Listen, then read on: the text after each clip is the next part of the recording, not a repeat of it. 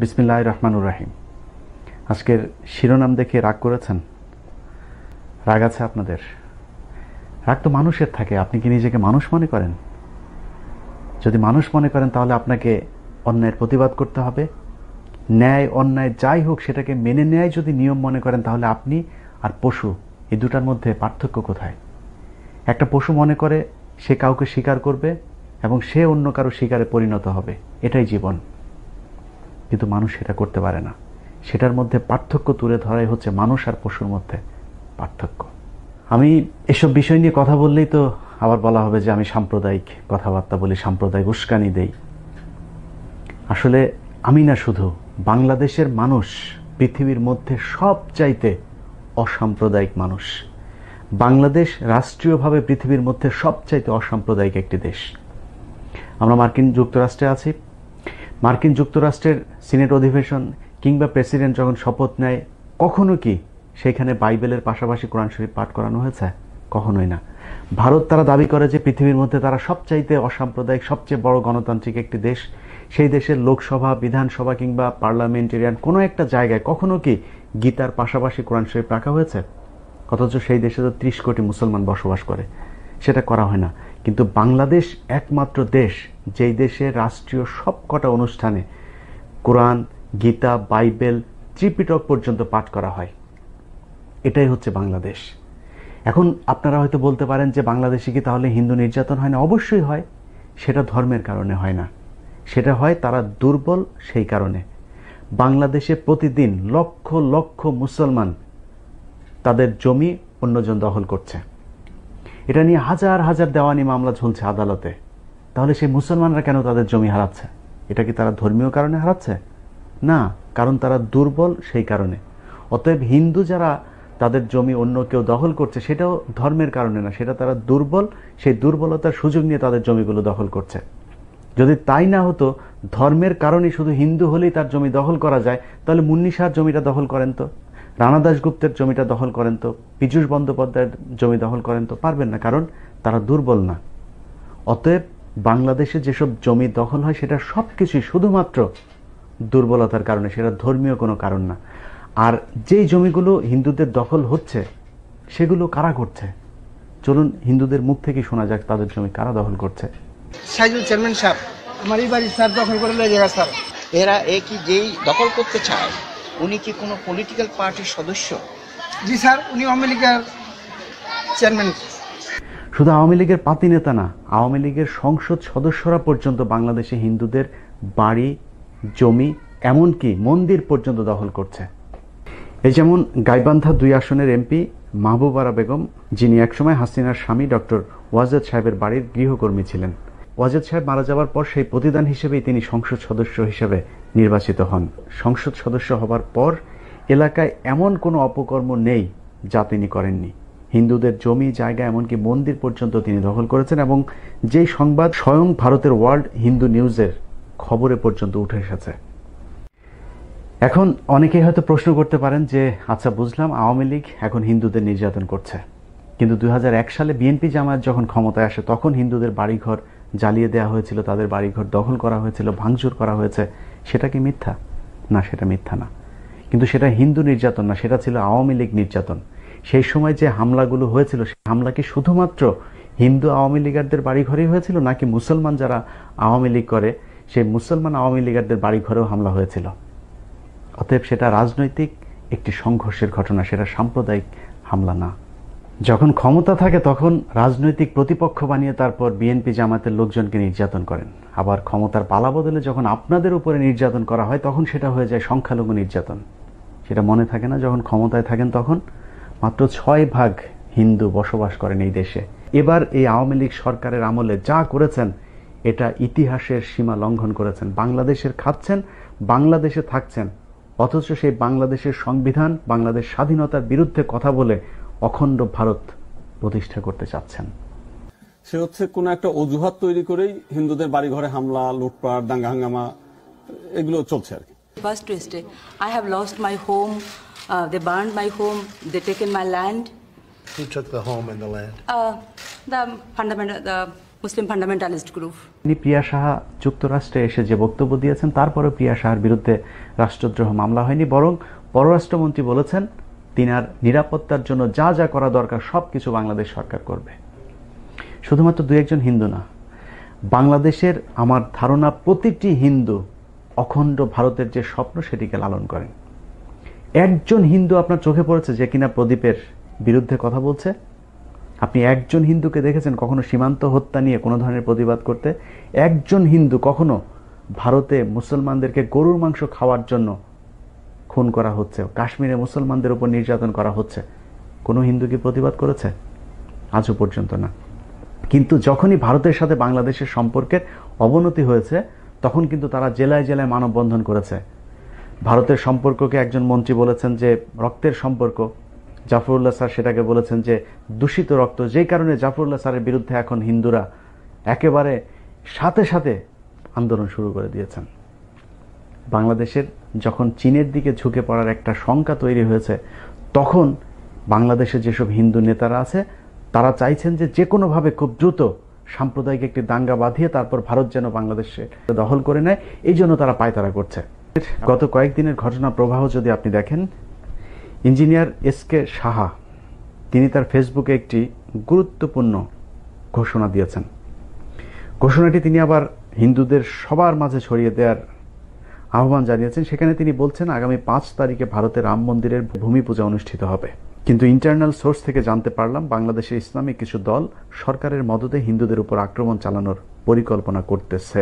তাই সকলে 4 তারিখ সকাল থেকে কেউ কোনো অফিস যাবেন না, স্থানীয় মন্দির ও নিজ বাড়িতে খড়গ নিয়ে দলে দলে প্রস্তুত থাকুন এবং সকলকে এই নিউজ জানিয়ে দেই। এরপর তিনি আরও কিছু বর্ণনা দিয়েছেন। মূল কথা হচ্ছে হিন্দু ধর্মাবলম্বী যারা আছে তাদেরকে খেপিয়ে তোলা, কিন্তু তাদের সেই ফাঁদে বাংলাদেশের মুসলমানেরা পা দেয়নি। কিন্তু এত গুরুত্বপূর্ণ স্পর্শকাতর একটি বিষয় তারা সোশ্যাল মিডিয়াতে ছড়িয়ে দিলেন, সেটা কি বাংলাদেশের গোয়েন্দা সংস্থা চোখে পড়েনি? তারপরেও তাদের বিরুদ্ধে ব্যবস্থা নেওয়া হয়নি, কারণ আমাদের গোয়েন্দা সংস্থাও এখন ভারতের গোয়েন্দা সংস্থার অধীনে চাকরি করছে। সাধারণ হিন্দু ভাইরা একটু সাবধান হন। বর্তমানে এই সুবিধাজনক সময়ে যারা লুটপাট করে তারপর ভারতের সম্পদের পাহাড় গড়তে না পেরেছেন তাদের জন্য কিন্তু একটি ভয়ঙ্কর সময় অপেক্ষা করছে। আজকে যেসব হিন্দু নেতাদের উস্কানিতে তারপর আপনারা মুসলমানদের সাথে সাম্প্রদায়িক দাঙ্গা শুরু করেছেন, তারা কিন্তু সময় খারাপ দেখলে তারপর দিল্লিতে চম্পট দেবেন। আপনাদের কি হবে? এ পর্যন্ত যতজন প্রভাবশালী হিন্দু আলোচনায় এসেছে সবারই ভারতে বাড়ি, গাড়ি, অর্থ, সম্পদ রয়েছে। বাংলাদেশে এখন প্রশাসন থেকে মন্ত্রণালয় কিংবা বাংলাদেশ ব্যাংক প্রতিটি জায়গায় হিন্দুদের সন্দেহজনক আকস্মিক পদোন্নতি একেবারে চোখে পড়ার মতো। আওয়ামী লীগ নিজেদের স্বার্থে তাদেরকে বসালেও তারা কিন্তু শুধুমাত্র আওয়ামী লীগের স্বার্থটাই দেখছে না, তারা নিজেদের স্বার্থ আরও বেশি করে দেখছে। এই যেমন ব্যাংকিং খাতের উপর লেভেলে বসে হিন্দুরা নিজেদের লোকজনকে ইচ্ছে মতো ঋণ দিচ্ছেন, আর সেই ঋণের টাকা নিয়ে হিন্দুরা চলে যাচ্ছেন ভারতে। 23 অক্টোবর 2019 তারিখের যুগান্তর পত্রিকার একটি শিরোনাম ছিল 115 কোটি টাকা ঋণ নিয়ে ভারতে পালালেন দম্পতি। গোপাল আগারওয়ালা নামের সেই কথিত সংখ্যালঘু হিন্দুর টাকা ফেরাতে এখন পর্যন্ত সরকার কোনো ব্যবস্থা নেয়নি, কারণ যারা ব্যবস্থা নেবেন সেখানেও বসে আছে তাদের সেই তথাকথিত সংখ্যালঘু হিন্দু ভাইয়েরা। গেল বছরের আলোচিত আরেকটি ঘটনা ছিল 3500 কোটি টাকা নিয়ে চম্পট পিকে হালদার বা প্রশান্ত কুমার হালদার। সেই টাকাও ফেরত আনার কোনো ব্যবস্থা নেওয়া হয়নি, বরং তার ফেলে যাওয়া আরও 3000 কোটি টাকা জব্দ করতে সরকার সময় নিয়েছে প্রায় 1 বছর। কালক্ষেপণের মাধ্যমে তার আত্মীয় স্বজনের নামে বেনামে রেখে যাওয়া আরও অনেক টাকা পয়সা নিয়ে তাদেরকে ভেগে যাওয়ার সুযোগ করে দেওয়া হয়েছে। অবশ্য লোক দেখানোর জন্য পিকে হালদারের আত্মীয় স্বজনদের মধ্যে 9 জনকে দুদকে হাজির হতে বলা হয়েছে, যার মধ্যে হাল ইন্টারন্যাশনাল লিমিটেড অ্যান্ড নিউট্রিক্যাল লিমিটেডের পরিচালক স্বপন কুমার মিস্ত্রিকে 18 আগস্ট সকাল 10:30টায় দুদকে হাজির হতে বলা হয়েছে। একই দিনের বিভিন্ন সময় কোম্পানির পরিচালক পীতিশ কুমার হালদার, হাল ইন্টারন্যাশনালের ব্যবস্থাপনা পরিচালক সুস্মিতা সাহা, পরিচালক অমিতাভ অধিকারী এবং আরবি এন্টারপ্রাইজের প্রোপাইটার রতন কুমার বিশ্বাসকে 19 আগস্ট সকাল 10:30টায় দুদকে উপস্থিত থাকতে বলা হয়েছে, কিন্তু তাদের বেশিরভাগই দুদকে হাজিরা দেননি।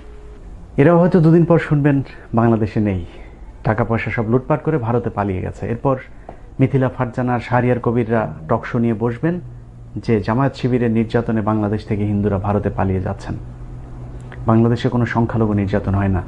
6% হিন্দু বাংলাদেশের 90% মুসলমানকে প্রকাশ্যে নির্যাতন করছে। একটা থানার ওসি তার কাছে সেই এলাকার যেসব আওয়ামী লীগের নেতাকর্মী আছে সেই মুসলমানরাও আজকে নিরাপদ নয়। তারপরেও শেখ হাসিনাই হচ্ছে বাংলাদেশের ইসলামের ত্রাণকর্তা। কারণ কি? কারণ ওই যে একটা ছবি দিয়েছিলেন ফেসবুকে তাহাজ্জুদ নামাজ পড়ার, সেটা। আরে ভাই, এত নির্বোধ কেন? আপনি শুধুমাত্র কয়টা টাকার জন্য এই যে বাংলাদেশের 16 কোটি মুসলমানকে এত নিরাপত্তাহীনতার মধ্যে রেখে যাচ্ছেন, এর বিচার হবে না? কদিন বাঁচবেন? তারপরে কি জবাব দেবেন? আপনার কারণে একজন সাম্প্রদায়িক হিন্দু কুলাঙ্গার বাংলাদেশে বসে রাষ্ট্র ধর্ম ইসলাম বাদ দেওয়ার আইনি নোটিশ দেওয়ার সাহস পায়। কি মনে করেন এই ব্যক্তি অসাম্প্রদায়িক? এই একই আইনজীবী মাত্র কয়েকদিন আগে তাদের পূজার পক্ষে রিট করেছিলেন। অতএব তারা অসাম্প্রদায়িক না, তারা ইসলাম বিদ্বেষী।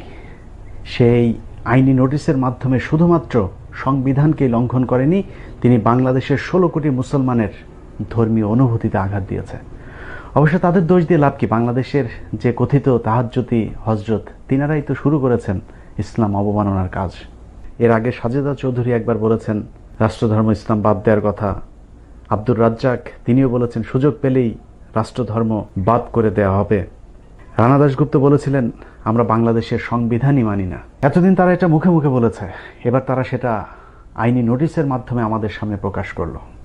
আমরা অবশ্য বেজায় খুশি, কারণ সেই আইনি নোটিশ প্রত্যাহার করা হয়েছে। এত খুশি হওয়ার কিছু নাই, কারণ এই আইনি নোটিশ দেয়া, এটা প্রত্যাহার করা এবং ৭১ টেলিভিশনের তাৎক্ষণিক যে টকশো, এই সবই একটি সুপরিকল্পিত বিষয়। তারা অত্যন্ত সংঘবদ্ধ। তারা জানতেন যে আইনি নোটিশটা তাদের প্রত্যাহার করতে হবে, কিন্তু তারা একটা বার্তা দিয়ে গেল আমাদের সামনে। একের পর এক ধারাবাহিকভাবে হযরত মুহাম্মদ সাল্লাল্লাহু আলাইহি সাল্লাম কিংবা আমাদের ইসলাম ধর্ম নিয়ে কটূক্তির মাধ্যমে আমাদের যে ধর্মীয় অনুভূতি আছে সেগুলোকে তারা ভেঙে দেওয়ার চেষ্টা করছে।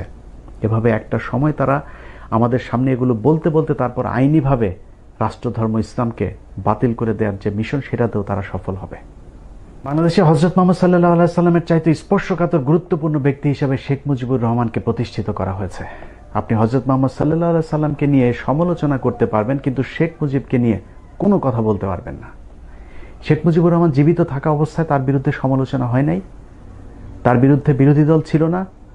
জাসদের হাজার হাজার নেতাকর্মী মৃত্যু খুনের ঘটনায় শেখ মুজিবুর রহমানকে অভিযুক্ত করে নাই। সেই বক্তব্য এখনো পর্যন্ত হাসানুল হক ইনু, আসম আব্দুর রব, তাদের বক্তব্যগুলো ইউটিউবে আছে। আরে ভাই, শেখ মুজিবুর রহমান একজন মানুষ, দোষ গুণ মিলিয়ে একজন মানুষ ছিলেন, তিনি ফেরেশতা না। অতএব তাকে নিয়ে সমালোচনা করা যাবে না এরকম না। সেই ৪৫ বছর আগে তিনি মারা গেছেন, অথচ এখনো পর্যন্ত তার মৃত্যুবার্ষিকীতে আপনি হাজার হাজার গরু জবাই করছেন। আপনার বাবা মারা গেছে ৫ বছর আগে, সেটার খোঁজ রাখেন। এসব জায়গাগুলো থেকে বের হয়ে আসতে হবে। হিন্দু ভাইরা যারা আছেন, বাংলাদেশ পৃথিবীর বুকে অসাম্প্রদায়িকতার একটি রোল মডেল। এই দেশটাকে সাম্প্রদায়িকতার দিকে ঠেলে দেবেন না। যারা ইসলামী দলগুলো পরিচালনা করছেন, তিনাদেরকে সবশেষে বলতে চাই, বাংলাদেশে ইসলাম ধর্মের বিরুদ্ধে যে চক্রান্ত চলছে সেটা প্রতিহত করার দায়িত্ব আপনাদের। এই দায়িত্ব আল্লাহ আপনাদেরকে দিয়েছেন। মাযহাব, দাড়ি, টুপি, কে হাত উপরে বাঁধে আর নিচে বাঁধে, এটা নিয়ে যুদ্ধ করার সময় এখন না। আপনাদেরকে সামাজিকভাবে তাদেরকে প্রতিহত করতে হবে যারা বাংলাদেশে সাম্প্রদায়িক সম্প্রীতি বিনষ্ট করছে। আল্লাহ। বিসমিল্লাহির রহমানির রহিম। আজকের শিরোনাম দেখে রাগ করেছেন? রাগ আছে আপনাদের? রাগ তো মানুষের থাকে। আপনি কি নিজেকে মানুষ মনে করেন? যদি মানুষ মনে করেন তাহলে আপনাকে অন্যায়ের প্রতিবাদ করতে হবে। ন্যায় অন্যায় যাই হোক সেটাকে মেনে নেয় যদি নিয়ম মনে করেন, তাহলে আপনি আর পশু, এই দুটার মধ্যে পার্থক্য কোথায়? একটা পশু মনে করে সে কাউকে শিকার করবে এবং সে অন্য কারো শিকারে পরিণত হবে, এটাই জীবন। কিন্তু মানুষ সেটা করতে পারে না। সেটার মধ্যে পার্থক্য তুলে ধরাই হচ্ছে মানুষ আর পশুর মধ্যে পার্থক্য। আমি এসব বিষয় নিয়ে কথা বললেই তো আবার বলা হবে যে আমি সাম্প্রদায়িক কথাবার্তা বলি, সাম্প্রদায়িক উস্কানি দেই। আসলে আমি না, শুধু বাংলাদেশের মানুষ পৃথিবীর মধ্যে সবচাইতে অসাম্প্রদায়িক মানুষ। বাংলাদেশ রাষ্ট্রীয়ভাবে পৃথিবীর মধ্যে সবচাইতে অসাম্প্রদায়িক একটি দেশ। আমরা মার্কিন যুক্তরাষ্ট্রে আছি। মার্কিন যুক্তরাষ্ট্রের সিনেট অধিবেশন কিংবা প্রেসিডেন্ট যখন শপথ নেয়, কখনো কি সেখানে বাইবেলের পাশাপাশি কোরআন শরীফ পাঠ করানো হয়েছে? কখনোই না। ভারত তারা দাবি করে যে পৃথিবীর মধ্যে তারা সবচাইতে অসাম্প্রদায়িক, সবচেয়ে বড় গণতান্ত্রিক একটি দেশ। সেই দেশের লোকসভা, বিধানসভা কিংবা পার্লামেন্টেরিয়ান কোনো একটা জায়গায় কখনো কি গীতার পাশাপাশি কোরআন শরীফ রাখা হয়েছে? অথচ সেই দেশে তো ৩০ কোটি মুসলমান বসবাস করে, সেটা করা হয় না। কিন্তু বাংলাদেশ একমাত্র দেশ যেই দেশে রাষ্ট্রীয় সবকটা অনুষ্ঠানে কোরআন, গীতা, বাইবেল, ত্রিপিটক পর্যন্ত পাঠ করা হয়। এটাই হচ্ছে বাংলাদেশ। এখন আপনারা হয়তো বলতে পারেন যে বাংলাদেশে কি তাহলে হিন্দু নির্যাতন হয় না? অবশ্যই হয়। সেটা ধর্মের কারণে হয় না, সেটা হয় তারা দুর্বল সেই কারণে। বাংলাদেশে প্রতিদিন লক্ষ লক্ষ মুসলমান তাদের জমি অন্যজন দখল করছে। এটা নিয়ে হাজার হাজার দেওয়ানি মামলা ঝুলছে আদালতে। তাহলে সেই মুসলমানরা কেন তাদের জমি হারাচ্ছে? এটা কি তারা ধর্মীয় কারণে হারাচ্ছে? না, কারণ তারা দুর্বল সেই কারণে। অতএব হিন্দু যারা তাদের জমি অন্য কেউ দখল করছে সেটাও ধর্মের কারণে না, সেটা তারা দুর্বল, সেই দুর্বলতার সুযোগ নিয়ে তাদের জমিগুলো দখল করছে। যদি তাই না হতো, ধর্মের কারণে শুধু হিন্দু হলেই তার জমি দখল করা যায়, তাহলে মুন্নি শাহর জমিটা দখল করেন তো, রানা দাশগুপ্তের জমিটা দখল করেন তো, পীযূষ বন্দ্যোপাধ্যায়ের জমি দখল করেন তো, পারবেন না, কারণ তারা দুর্বল না। অতএব বাংলাদেশে যেসব জমি দখল হয় সেটা সবকিছুই শুধুমাত্র দুর্বলতার কারণে, সেটা ধর্মীয় কোনো কারণ না। আর যেই জমিগুলো হিন্দুদের দখল হচ্ছে সেগুলো কারা করছে? চলুন হিন্দুদের মুখ থেকে শোনা যাক তাদের জমি কারা দখল করছে। সাইজুল চেয়ারম্যান সাহেব আমার এই বাড়ি স্যার দখল করে লয়ে জায়গা স্যার। এরা কি যেই দখল করতে চায় উনি কি কোনো পলিটিক্যাল পার্টির সদস্য? জি স্যার, উনি আওয়ামী লীগের চেয়ারম্যান। শুধু আওয়ামী লীগের পাতি নেতা না, আওয়ামী লীগের সংসদ সদস্যরা পর্যন্ত বাংলাদেশে হিন্দুদের বাড়ি, জমি, এমনকি মন্দির পর্যন্ত দখল করছে। এই যেমন গাইবান্ধা 2 আসনের এমপি মাহবুবারা বেগম, যিনি একসময় হাসিনার স্বামী ডক্টর ওয়াজেদ সাহেবের বাড়ির গৃহকর্মী ছিলেন। ওয়াজেদ সাহেব মারা যাওয়ার পর সেই প্রতিদান হিসেবেই তিনি সংসদ সদস্য হিসেবে নির্বাচিত হন। সংসদ সদস্য হবার পর এলাকায় এমন কোনো অপকর্ম নেই যা তিনি করেননি। হিন্দুদের জমি, জায়গা, এমনকি মন্দির পর্যন্ত তিনি দখল করেছেন, এবং যেই সংবাদ স্বয়ং ভারতের ওয়ার্ল্ড হিন্দু নিউজের খবরে পর্যন্ত উঠে এসেছে। এখন অনেকেই হয়তো প্রশ্ন করতে পারেন যে আচ্ছা বুঝলাম, আওয়ামী লীগ এখন হিন্দুদের নির্যাতন করছে, কিন্তু 2001 সালে বিএনপি জামায়াত যখন ক্ষমতায় আসে তখন হিন্দুদের বাড়িঘর জ্বালিয়ে দেওয়া হয়েছিল, তাদের বাড়িঘর দখল করা হয়েছিল, ভাঙচুর করা হয়েছে। সেটা কি মিথ্যা? না, সেটা মিথ্যা না। কিন্তু সেটা হিন্দু নির্যাতন না, সেটা ছিল আওয়ামী লীগ নির্যাতন। সেই সময় যে হামলাগুলো হয়েছিল, সেই হামলা কি শুধুমাত্র হিন্দু আওয়ামী লীগারদের বাড়িঘরেই হয়েছিল, নাকি মুসলমান যারা আওয়ামী লীগ করে সেই মুসলমান আওয়ামী লীগারদের বাড়িঘরেও হামলা হয়েছিল? অতএব সেটা রাজনৈতিক একটি সংঘর্ষের ঘটনা, সেটা সাম্প্রদায়িক হামলা না। যখন ক্ষমতা থাকে তখন রাজনৈতিক প্রতিপক্ষ বানিয়ে তারপর বিএনপি জামাতের লোকজনকে নির্যাতন করেন। আবার ক্ষমতার পালাবদলে যখন আপনাদের উপরে নির্যাতন করা হয় তখন সেটা হয়ে যায় সংখ্যালঘু নির্যাতন। সেটা মনে থাকে না? যখন ক্ষমতায় থাকেন তখন মাত্র 6% হিন্দু বসবাস করেন এই দেশে। এবার এই আওয়ামী লীগ সরকারের আমলে যা করেছেন এটা ইতিহাসের সীমা লঙ্ঘন করেছেন। বাংলাদেশের খাচ্ছেন, বাংলাদেশে থাকছেন, অথচ সেই বাংলাদেশের সংবিধান, বাংলাদেশ স্বাধীনতার বিরুদ্ধে কথা বলে অখণ্ড ভারত প্রতিষ্ঠা করতে চাচ্ছেন।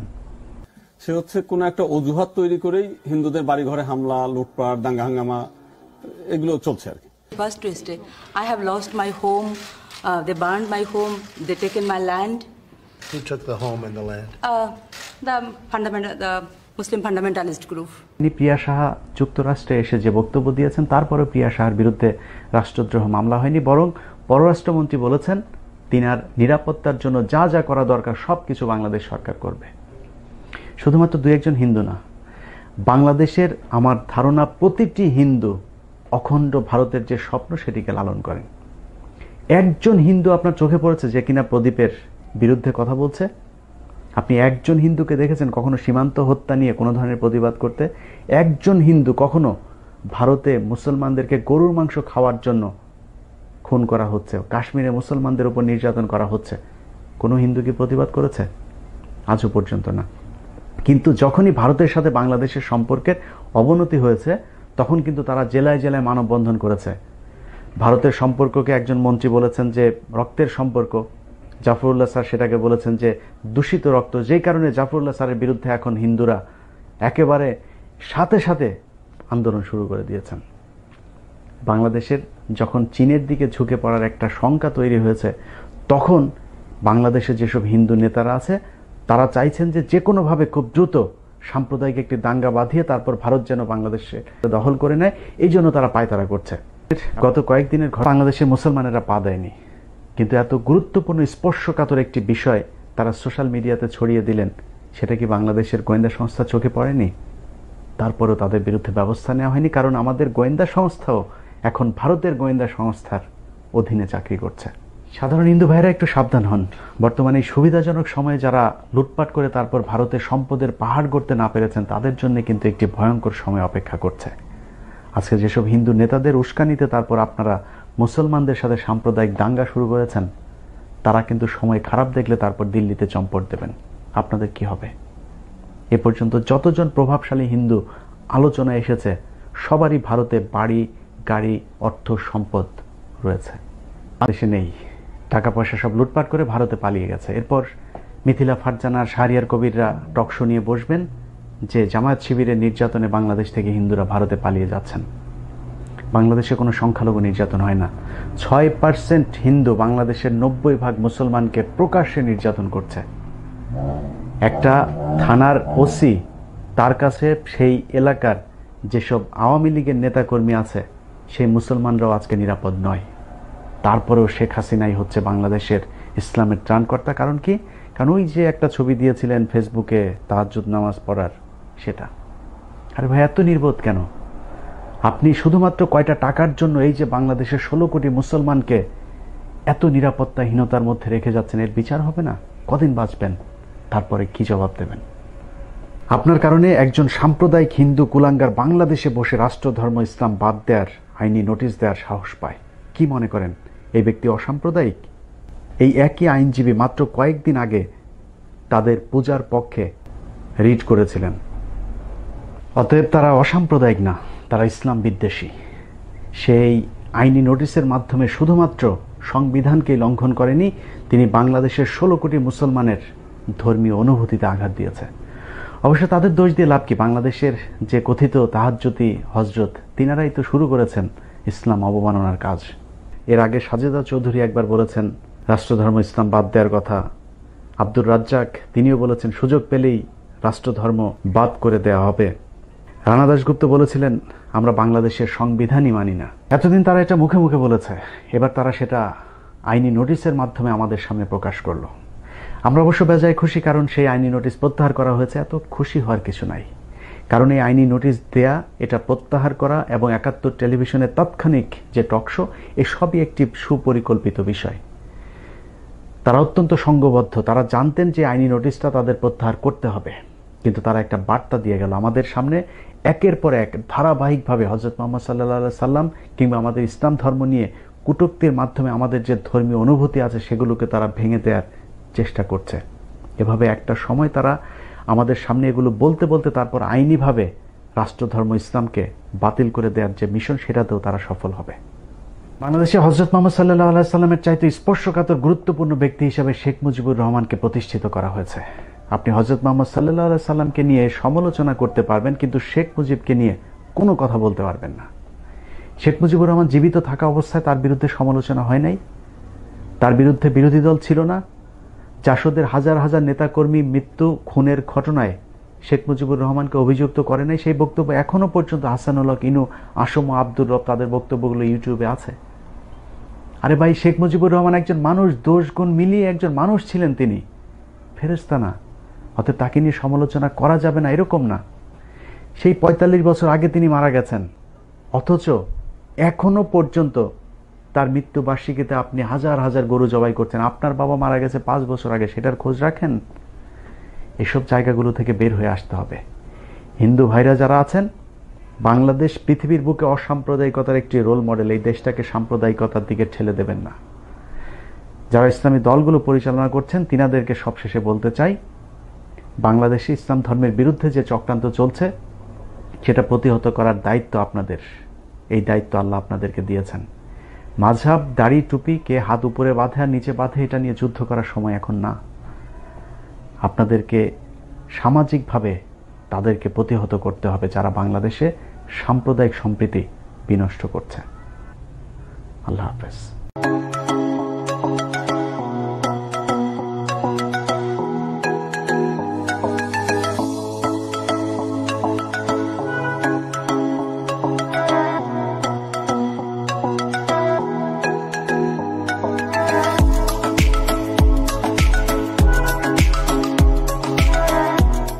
বিসমিল্লাহির রহমানির রহিম। আজকের শিরোনাম দেখে রাগ করেছেন? রাগ আছে আপনাদের? রাগ তো মানুষের থাকে। আপনি কি নিজেকে মানুষ মনে করেন? যদি মানুষ মনে করেন তাহলে আপনাকে অন্যায়ের প্রতিবাদ করতে হবে। ন্যায় অন্যায় যাই হোক সেটাকে মেনে নেয় যদি নিয়ম মনে করেন, তাহলে আপনি আর পশু, এই দুটার মধ্যে পার্থক্য কোথায়? একটা পশু মনে করে সে কাউকে শিকার করবে এবং সে অন্য কারো শিকারে পরিণত হবে, এটাই জীবন। কিন্তু মানুষ সেটা করতে পারে না। সেটার মধ্যে পার্থক্য তুলে ধরাই হচ্ছে মানুষ আর পশুর মধ্যে পার্থক্য। আমি এসব বিষয় নিয়ে কথা বললেই তো আবার বলা হবে যে আমি সাম্প্রদায়িক কথাবার্তা বলি, সাম্প্রদায়িক উস্কানি দেই। আসলে আমি না, শুধু বাংলাদেশের মানুষ পৃথিবীর মধ্যে সবচাইতে অসাম্প্রদায়িক মানুষ। বাংলাদেশ রাষ্ট্রীয়ভাবে পৃথিবীর মধ্যে সবচাইতে অসাম্প্রদায়িক একটি দেশ। আমরা মার্কিন যুক্তরাষ্ট্রে আছি। মার্কিন যুক্তরাষ্ট্রের সিনেট অধিবেশন কিংবা প্রেসিডেন্ট যখন শপথ নেয়, কখনো কি সেখানে বাইবেলের পাশাপাশি কোরআন শরীফ পাঠ করানো হয়েছে? কখনোই না। ভারত তারা দাবি করে যে পৃথিবীর মধ্যে তারা সবচাইতে অসাম্প্রদায়িক, সবচেয়ে বড় গণতান্ত্রিক একটি দেশ। সেই দেশের লোকসভা, বিধানসভা কিংবা পার্লামেন্টেরিয়ান কোনো একটা জায়গায় কখনো কি গীতার পাশাপাশি কোরআন শরীফ রাখা হয়েছে? অথচ সেই দেশে তো 30 কোটি মুসলমান বসবাস করে, সেটা করা হয় না। কিন্তু বাংলাদেশ একমাত্র দেশ যেই দেশে রাষ্ট্রীয় সবকটা অনুষ্ঠানে কোরআন, গীতা, বাইবেল, ত্রিপিটক পর্যন্ত পাঠ করা হয়। এটাই হচ্ছে বাংলাদেশ। এখন আপনারা হয়তো বলতে পারেন যে বাংলাদেশে কি তাহলে হিন্দু নির্যাতন হয় না? অবশ্যই হয়। সেটা ধর্মের কারণে হয় না, সেটা হয় তারা দুর্বল সেই কারণে। বাংলাদেশে প্রতিদিন লক্ষ লক্ষ মুসলমান তাদের জমি অন্যজন দখল করছে। এটা নিয়ে হাজার হাজার দেওয়ানি মামলা ঝুলছে আদালতে। তাহলে সেই মুসলমানরা কেন তাদের জমি হারাচ্ছে? এটা কি তারা ধর্মীয় কারণে হারাচ্ছে? না, কারণ তারা দুর্বল সেই কারণে। অতএব হিন্দু যারা তাদের জমি অন্য কেউ দখল করছে, সেটাও ধর্মের কারণে না, সেটা তারা দুর্বল, সেই দুর্বলতার সুযোগ নিয়ে তাদের জমিগুলো দখল করছে। যদি তাই না হতো, ধর্মের কারণে শুধু হিন্দু হলেই তার জমি দখল করা যায়, তাহলে মুন্নি শাহর জমিটা দখল করেন তো, রানা দাশগুপ্তের জমিটা দখল করেন তো, পীযূষ বন্দ্যোপাধ্যায়ের জমি দখল করেন তো, পারবেন না, কারণ তারা দুর্বল না। অতএব বাংলাদেশে যেসব জমি দখল হয় সেটা সবকিছুই শুধুমাত্র দুর্বলতার কারণে, সেটা ধর্মীয় কোনো কারণ না। আর যেই জমিগুলো হিন্দুদের দখল হচ্ছে সেগুলো কারা করছে? চলুন হিন্দুদের মুখ থেকে শোনা যাক তাদের জমি কারা দখল করছে। সাইজুল চেয়ারম্যান সাহেব, আমার এই বাড়ি স্যার দখল করে লয়ে যাবে স্যার। এরা কি যেই দখল করতে চায় উনি কি কোনো পলিটিক্যাল পার্টির সদস্য? জি স্যার, উনি আওয়ামী লীগের চেয়ারম্যান। শুধু আওয়ামী লীগের পাতি নেতা না, আওয়ামী লীগের সংসদ সদস্যরা পর্যন্ত বাংলাদেশে হিন্দুদের বাড়ি, জমি, এমনকি মন্দির পর্যন্ত দখল করছে। এই যেমন গাইবান্ধা 2 আসনের এমপি মাহবুবারা বেগম, যিনি একসময় হাসিনার স্বামী ডক্টর ওয়াজেদ সাহেবের বাড়ির গৃহকর্মী ছিলেন। ওয়াজেদ সাহেব মারা যাওয়ার পর সেই প্রতিদান হিসেবেই তিনি সংসদ সদস্য হিসেবে নির্বাচিত হন। সংসদ সদস্য হবার পর এলাকায় এমন কোনো অপকর্ম নেই যা তিনি করেননি। হিন্দুদের জমি, জায়গা, এমনকি মন্দির পর্যন্ত তিনি দখল করেছেন, এবং যেই সংবাদ স্বয়ং ভারতের ওয়ার্ল্ড হিন্দু নিউজের খবরে পর্যন্ত উঠে এসেছে। এখন অনেকেই হয়তো প্রশ্ন করতে পারেন যে আচ্ছা বুঝলাম, আওয়ামী লীগ এখন হিন্দুদের নির্যাতন করছে, কিন্তু 2001 সালে বিএনপি জামায়াত যখন ক্ষমতায় আসে তখন হিন্দুদের বাড়িঘর জ্বালিয়ে দেওয়া হয়েছিল, তাদের বাড়িঘর দখল করা হয়েছিল, ভাঙচুর করা হয়েছে। সেটা কি মিথ্যা? না, সেটা মিথ্যা না। কিন্তু সেটা হিন্দু নির্যাতন না, সেটা ছিল আওয়ামী লীগ নির্যাতন। সেই সময় যে হামলাগুলো হয়েছিল, সেই হামলা কি শুধুমাত্র হিন্দু আওয়ামী লীগারদের বাড়িঘরেই হয়েছিল, নাকি মুসলমান যারা আওয়ামী লীগ করে সেই মুসলমান আওয়ামী লীগারদের বাড়িঘরেও হামলা হয়েছিল? অতএব সেটা রাজনৈতিক একটি সংঘর্ষের ঘটনা, সেটা সাম্প্রদায়িক হামলা না। যখন ক্ষমতা থাকে তখন রাজনৈতিক প্রতিপক্ষ বানিয়ে তারপর বিএনপি জামাতের লোকজনকে নির্যাতন করেন। আবার ক্ষমতার পালাবদলে যখন আপনাদের উপরে নির্যাতন করা হয় তখন সেটা হয়ে যায় সংখ্যালঘু নির্যাতন। সেটা মনে থাকে না? যখন ক্ষমতায় থাকেন তখন মাত্র 6% হিন্দু বসবাস করেন এই দেশে। এবার এই আওয়ামী লীগ সরকারের আমলে যা করেছেন এটা ইতিহাসের সীমা লঙ্ঘন করেছেন। বাংলাদেশের খাচ্ছেন, বাংলাদেশে থাকছেন, অথচ সেই বাংলাদেশের সংবিধান, বাংলাদেশ স্বাধীনতার বিরুদ্ধে কথা বলে অখণ্ড ভারত প্রতিষ্ঠা করতে চাচ্ছেন। সে হচ্ছে কোন একটা অজুহাত তৈরি করেই হিন্দুদের বাড়িঘরে হামলা, লুটপাট, দাঙ্গা হাঙ্গামা এগুলো চলছে আর কি। First Tuesday, I have lost my home. They burned my home. They taken my land. Who took the home and the land? The fundamental, the Muslim fundamentalist group. তিনি প্রিয়া সাহা যুক্তরাষ্ট্রে এসে যে বক্তব্য দিয়েছেন, তারপরে প্রিয়া সাহার বিরুদ্ধে রাষ্ট্রদ্রোহ মামলা হয়নি, বরং পররাষ্ট্রমন্ত্রী বলেছেন তিনার নিরাপত্তার জন্য যা যা করা দরকার সবকিছু বাংলাদেশ সরকার করবে।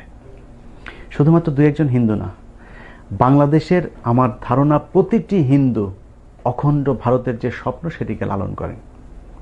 একজন হিন্দু আপনার চোখে পড়েছে যে কিনা প্রদীপের বিরুদ্ধে কথা বলছে?